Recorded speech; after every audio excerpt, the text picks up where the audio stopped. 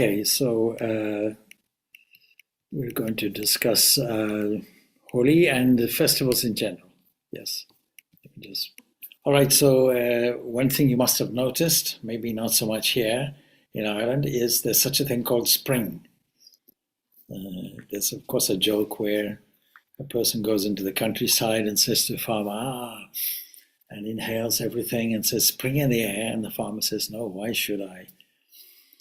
But you see, most religious festivals really begin with a harvest season or a seasonal, agricultural seasonal festival. And Holi would be no exception. And so the spring festival, Vasant, as it's called, or Vasant, is very colorful. And it gives us a reason, any reason is a good reason for us to be joyous. But it is also a season that implies in the animal kingdom and so on and so forth, that it is a mating season. And when you elevate it to the human level, then it is a season of love. And all love has a divine origin. If you see how the whole of nature develops, you'll see that even in a tiny cell, the very reason why a cell has its own adjustment mechanisms and its own plan A, plan B, plan C, which corresponds to stochasticity. Stochasticity, a kind of series of events which are unpredictable. It didn't used to be like that. It used to be thought, and it's still a kind of thought today, but particularly in the 1970s, we have the development of what is called the modern synthesis in biology, which is thought to be that there is a one-way stream and it doesn't go back, that the DNA, that is the genome in us, the nucleus of a cell, where this curious, wonderful structure of DNA is present, the architect of everything, it manufactures a duplication, and it also manufactures protein. And so it's a kind of circle that occurs, and so protein is now forming DNA, and so it goes on. And it's a one-way flow, as it was thought of. And in some respects, it's correct. But it's not exactly that, because there's information flowing, which deals with surprises.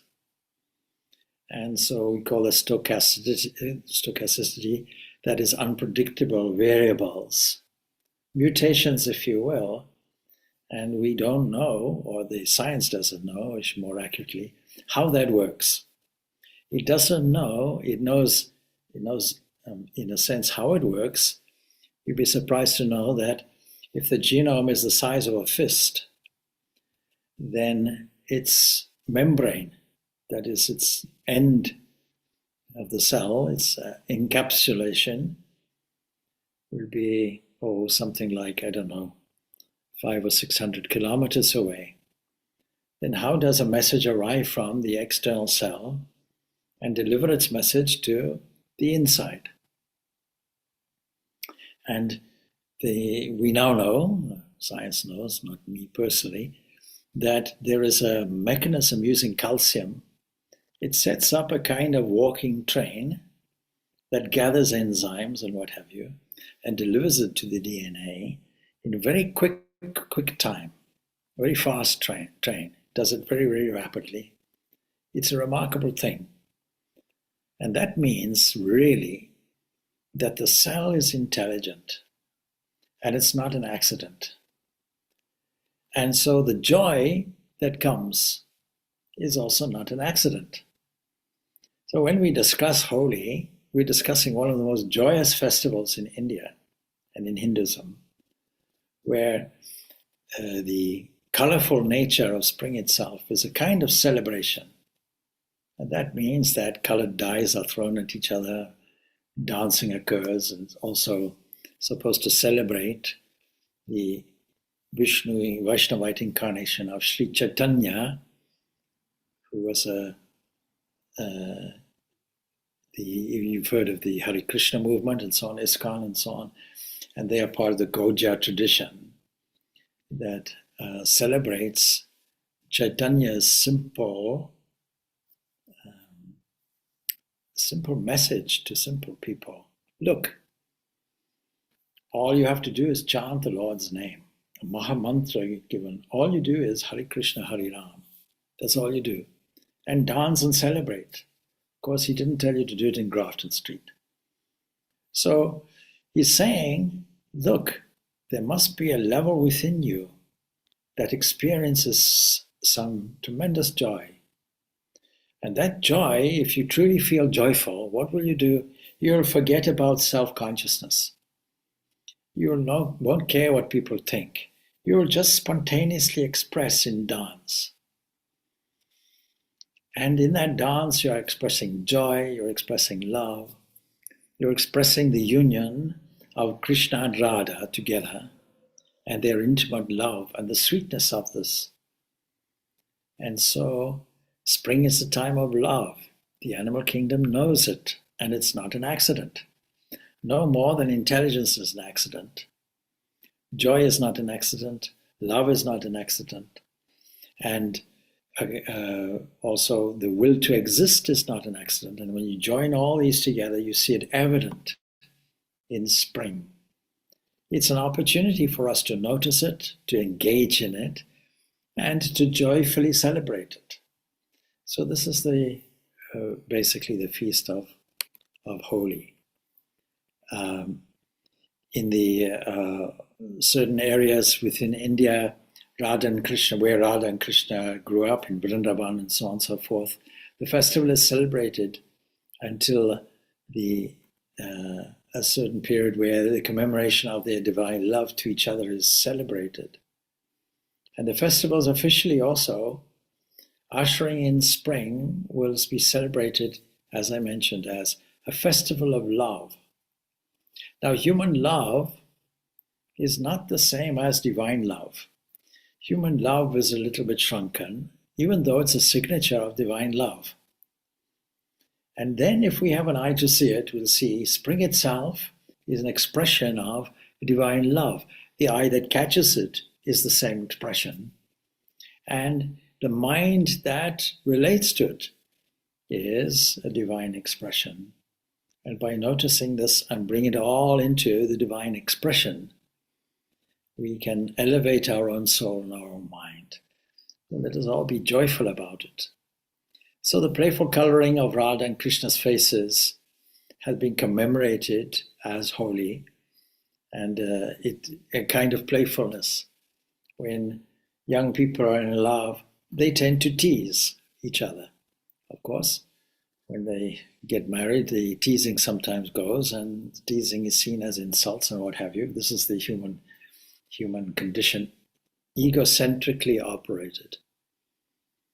But when we do away with the egocentricity, then we make the ego an open expression of divine love and spread that everywhere.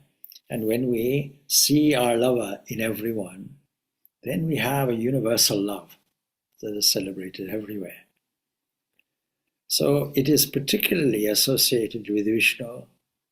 It's associated also with some legends that the 7th chapter of the Bhagavatam explains why Holi is celebrated as a festival of triumph, also of good over evil, in honor of Vishnu. Prahlada, events in Vishnu's life are celebrated. Prahlada, you'll recognize, the son of Hiranyakshipu, who was classified as a demon, means has a demonic nature. And we know that the central feature of that will be egocentricity that exhibits itself in pride, exhibits itself in greed, exhibits itself in uncontrollable passion and love. And we can take all of that and convert it. And so Prahlada, who is essentially classified as a demon, he goes against this whole thing and develops a love of Vishnu. And it's such a love, such a dedication, that no amount of torture can combat it. No amount of torture can depress his enthusiasm and his devotion. And he gets the reward. And as we know in the mythology, the Lord comes as Narasimha, that is half lion, Simha, and Nara, man, half lion. And it comes from a question. The king says, you say that Vishnu is everywhere. Is he in this pillar? Yes, even in this pillar he's there. And at that, of course, Vishnu appears from the pillar, says the story, and comes out half lion, half man. He comes out at dusk, when it was neither day nor is it night, and he takes Hiranyakashipu at a doorstep and puts him on his lap and essentially tears him apart with his lion claws. That means that no weapon is necessary, external weapon, to destroy evil. We can simply do it with the devotion that comes with love and the dedication that comes with love. So the Holika festival, today, tomorrow, celebrates, and sometimes it's like, in other words, a little bit like Samhain, in a sense, the winter festival, where a bonfire is lit. And so that bonfire would be a symbol of victory, of good over evil, light over darkness, if you will. And then there are other traditions in various other understandings, Shaivism and so on and so forth. And of course, there's a cultural significance in the entire subcontinent of India. And so it is a cleansing thing. All festivals are a cleansing thing. How so? Because when we evoke a certain joy, what are we doing? We are inserting it into the habit level. In the habit level, what we call the unconscious or subconscious mind, there we have all our habits developed from the past.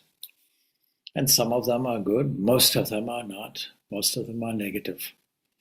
By introducing deliberately, consciously the idea of joy, what are we doing? We're filling up in this way with this joy. So celebrations are there throughout the day, even in Sikhism they're there. And then of course, smearing people delightfully. I remember the first time I experienced it in India, my clothes were irreparably damaged with the dye. It had to be thrown away. So in India, you're advised, please wear some old clothing. That doesn't make any difference because children will come along and throw powders at you and spray you with colored water. And very often, kind of straight-laced people will object to bad behavior from children, not understanding now, this is the one breaking of the rule, that you have the license now to have fun. You can overthrow conventional hierarchical systems and enjoy the fun. Take all your inhibitions away and just have a delight at poking fun and having fun with everybody. Of course, in a way, there is the Western idea of April Fool's Day, which has a similar kind of theme just around the corner. It's a delightful prerequisite, really, to the joy of spring and celebrates the entire integrity, divine integrity, designed, expressing intelligence itself, in expressing love and joy, as well as consciousness and an awareness of existence. See, there are no accidents in these connections. When we see the connectedness, this is a practical philosophy then. And it's the art of seeing this connectedness everywhere. So I hope you enjoy that holy season and enjoy the joy of it and the lack of inhibitions as you poke fun and receive and give the colorful joy of spring. What a wonderful festival this is. Of course, there's a more serious philosophical, or I should say yogic side to this, and that I mentioned. And that is the technique, really, of putting in the element of positivity, which also is not positive, it's just a word. So it has to be broken down into some real elements in your life. So joy is one of those elements. In fact, I think you could say that anything that you do in a sattvic way, in a pure way, will actually give you some joy. I was discussing yesterday with somebody the struggle of meditation as he described it. And I said, well, that is because you're treating meditation like you treat any other subject. You're thinking that there must be some goal in mind or some result that you have to get. And you're thinking really that life is much more interesting than sitting down and doing this. But you know that when you do it, you feel happy about it. You feel happy, you feel peaceful. An element of internal joy is there that if you do it in the morning will last the whole day. Why is that? And why don't you repeat it? And the truth is, other things crowd in. For this reason, every religion will give you an opportunity to celebrate, will interpose in the year certain festivals, starting off with the agricultural season. Of course, that goes way, way back in every culture. Noticing that seasons change, and how they change is in favor of agricultural cycles. And how that's also connected, not just with the ground and the earth, but it's also connected with the moon and the sun and the rainfall and the productivity of the land and the careful use of this and how it feeds people. It's a very important thing. The most important thing in our living is food. It's not as if in the ancient days there was a supermarket you could go to. Not at all. You had to produce the food yourself, largely speaking, or barter for it. So the joy of being able to reap the rewards of properly sown seeds, reaping the harvest, sharing it also, this is a long-lasting thing. Now, religion begins with this in a sense. In Swami Vivekananda's lectures on Jnana Yoga, he discusses the origin of religion. In fact, he has a chapter, The Need for Religion. And he poses, as he skillfully does, some reasons for it. Anthropologists will maybe propose two primary reasons. One is the mystery of death that promotes ancestor worship, spirit worship. Even now you can find this today. And therefore it's important to preserve bodies because the afterlife has to be looked after. And he points out that the ancient Egyptians, the Chinese, even in India and Hinduism, you'll find some elements of it. In Africa, you'll certainly find it.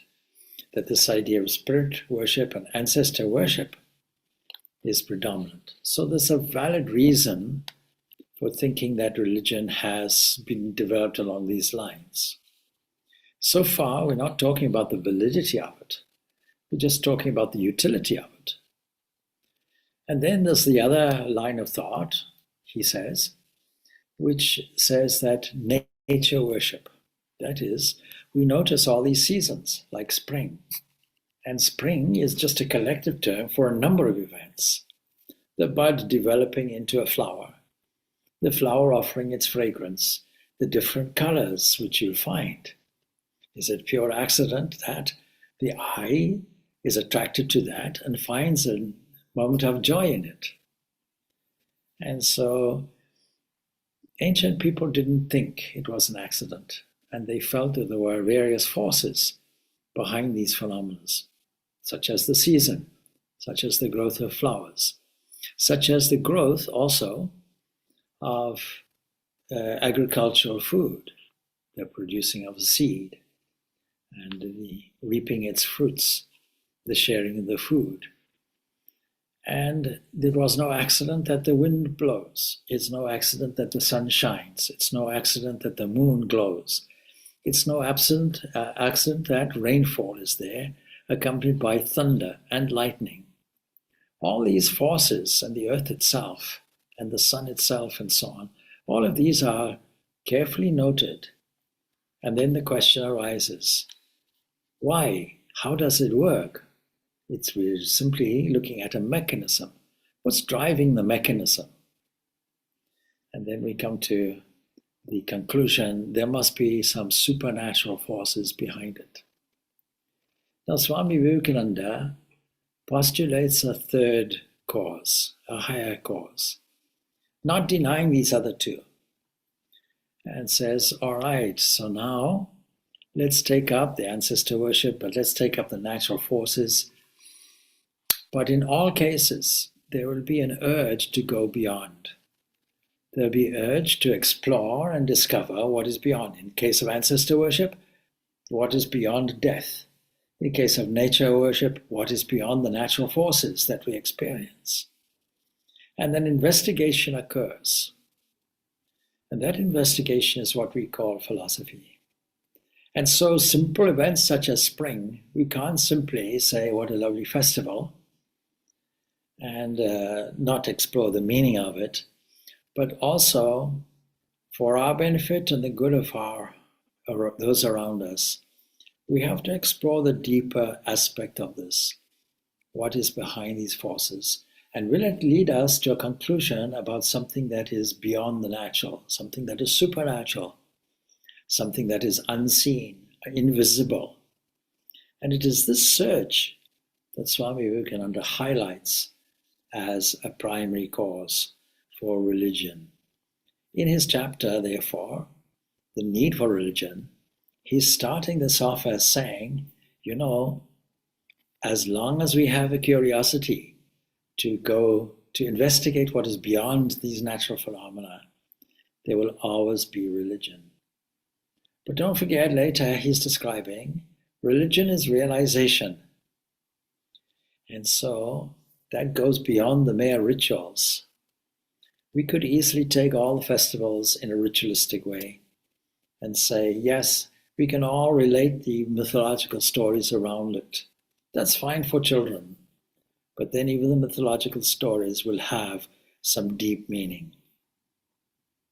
Within us, we have seemingly at the psychophysical level, we have a human level.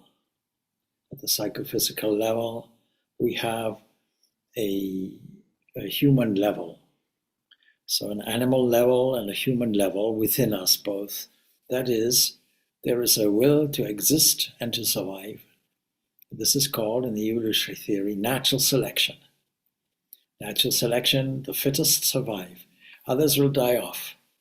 But those who reproduce successfully and improve, adapt, adopt and improve, these will survive and pass their knowledge on from generation to generation.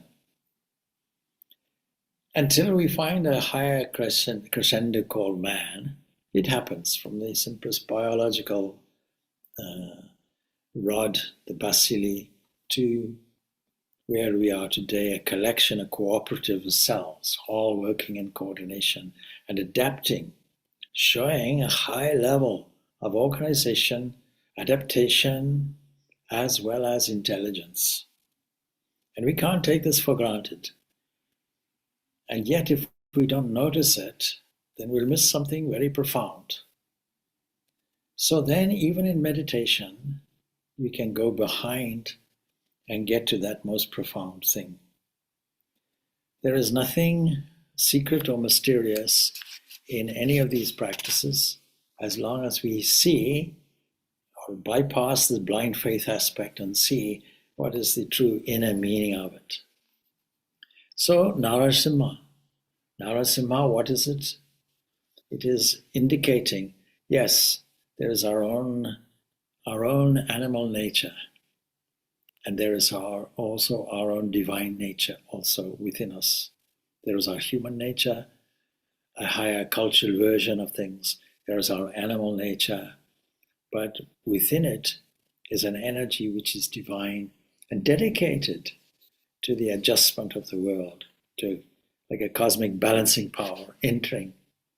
And even the introduction of that cosmic balancing power is an indication of love incarnate. Not everybody accepts the theory of divine incarnation. In Hinduism, this comes out in Vaishnavism.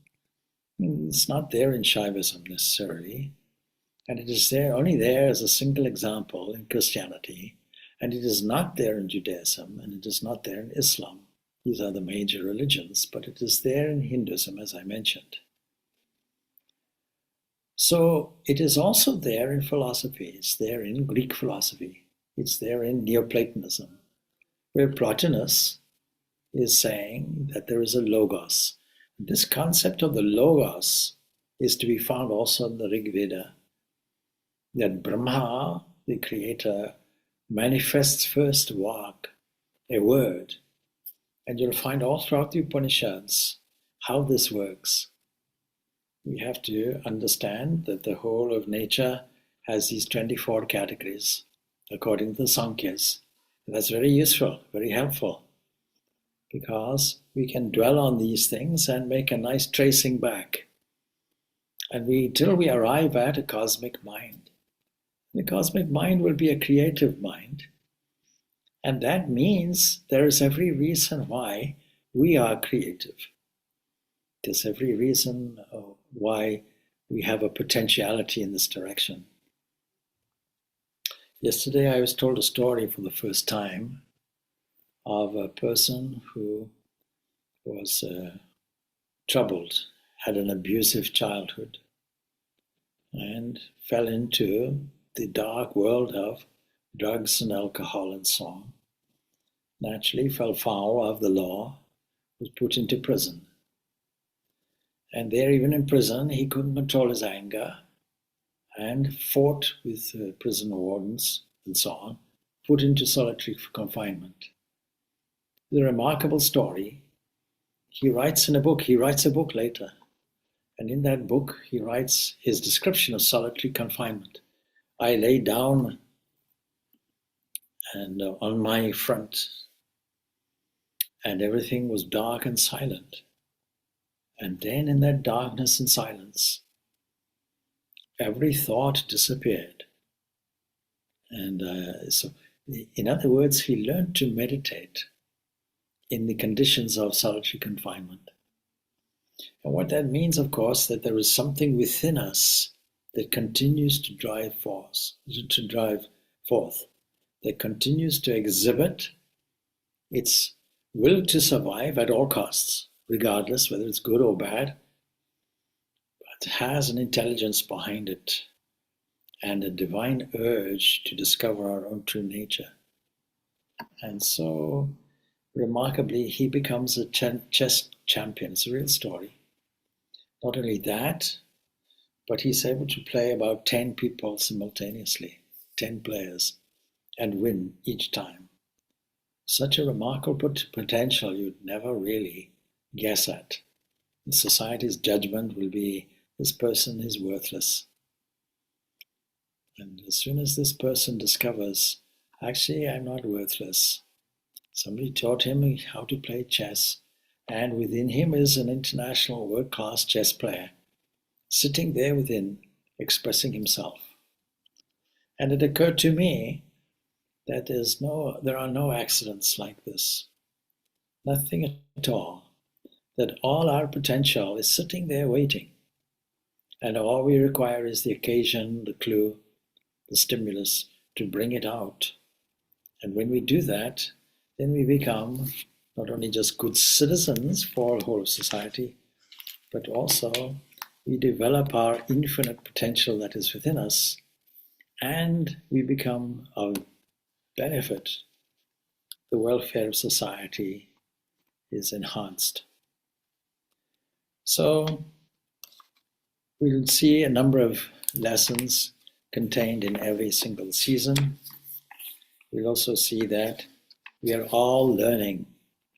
Not only are we learning, but we have to understand at some point that to function even as a good citizen, then one must have wider interests, spirit of service, and a stable character.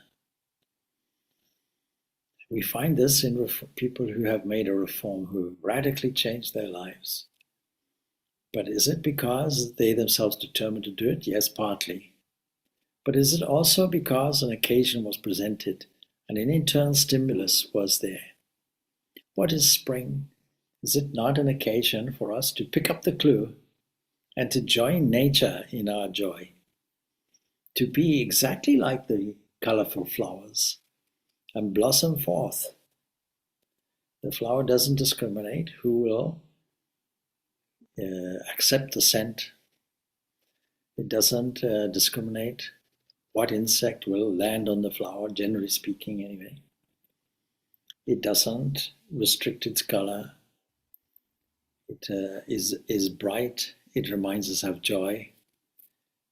Could nature have designed it or devised it in a different way so that all these different flowers come up, not just cultivated?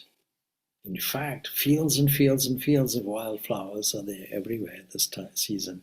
And nature knows what colors make us happy. Yellows, whites and yellows.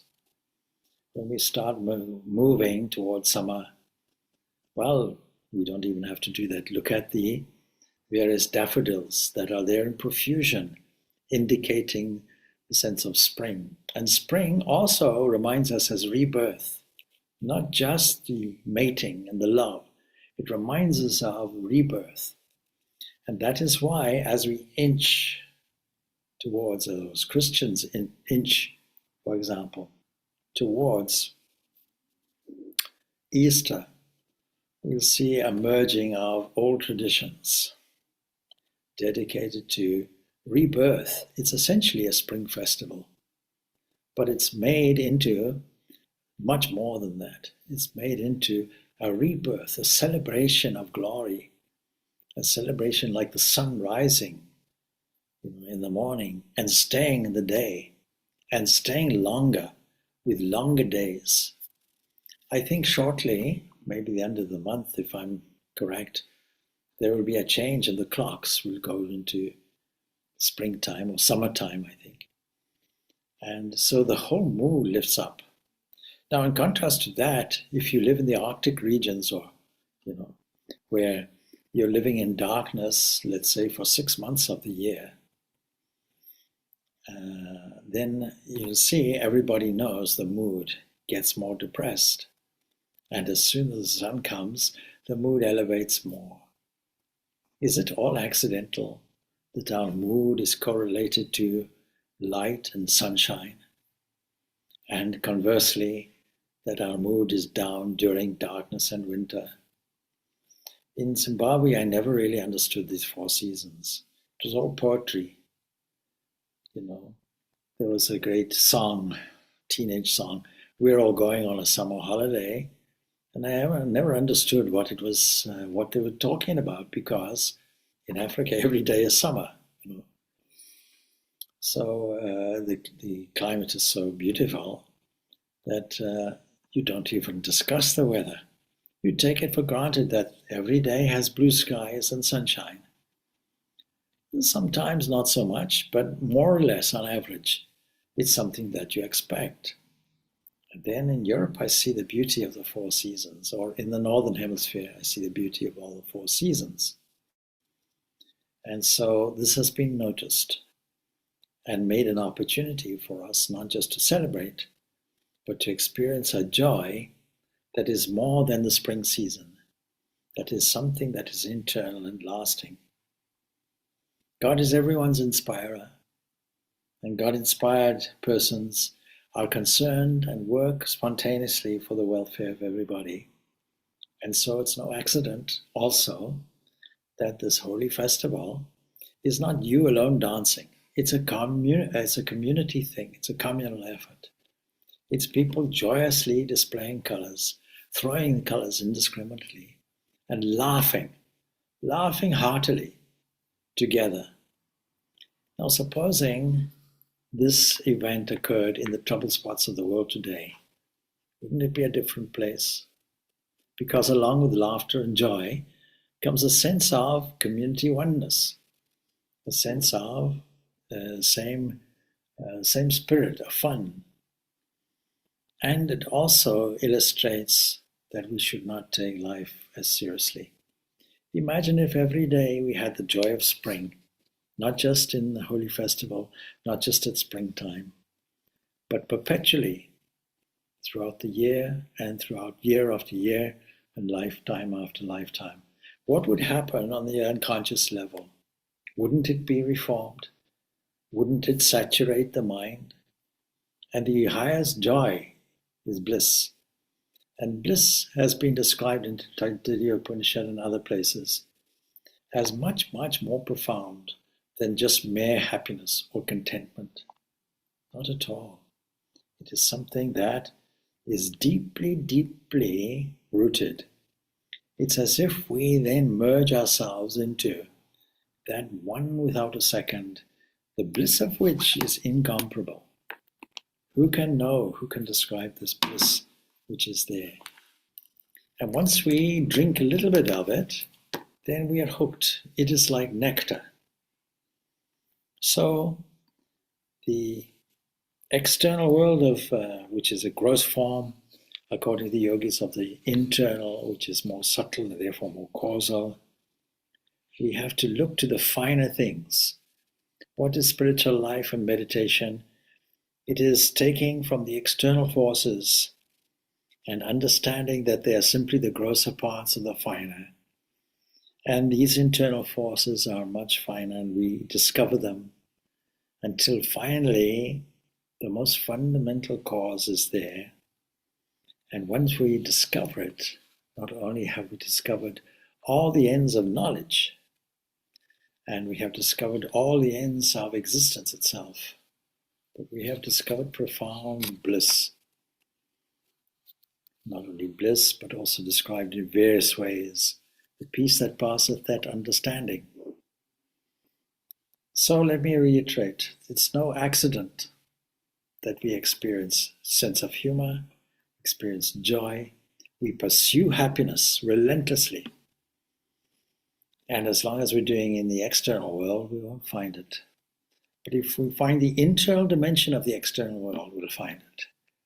And if we find the internal dimension of ourselves, we'll find it. And we'll find, therefore, no difference. This understanding of internal and external is just an illusion. If we read the introduction to the Raja Yoga that Swami Vivekananda gives, he says quite blatantly, all this talk of the inside and the outside, there's no boundary between the two. It is actually an illusion. And it's an illusion and it's our delusion. So let us enjoy the festival today. And let us, of course, throwing flowers is the kind of origin, by the way, of throwing the colored. It's a much, much more ecologically sensible way of doing it instead of picking flowers and throwing them. I've noticed here in our area where our ashram is that daffodils spring up all over the place. And the daffodil bulbs you can plant very, very early, months and months in advance, they'll come up by themselves. And that children have great fun beheading these and throwing them. Of course, they'll grow again. And some people are very unhappy that they're doing this. But what are they doing? They're having fun, throwing flowers lovingly at each other. This is the origin of this Holi. Anyway, I think we'll leave it there. Of course, not only that, but coincidentally, it is Palm Sunday today, where people are waving palm fronds, leaves, in a celebration of their Messiah entering into Jerusalem, and humbly on a donkey and so on and so forth. And so in the Christian world also, there's a kind of Holi taking place where palms are being woven into crosses and waved and so on and so forth. So that element of greenery adds to a joint festival, if you will, of the Hindu Holi and the Christian Palm Sunday. Well, if there are no other questions, we'll finish off. And so may our hearts embrace everyone with divine love as we share the spirit of this distribution of divine flowers everywhere and recall all the mythological stories that go with it. And let us enjoy the rest of our Sunday. Om Shanti, Shanti, Shanti. Peace, peace, peace be unto all. Thanks. Thank you.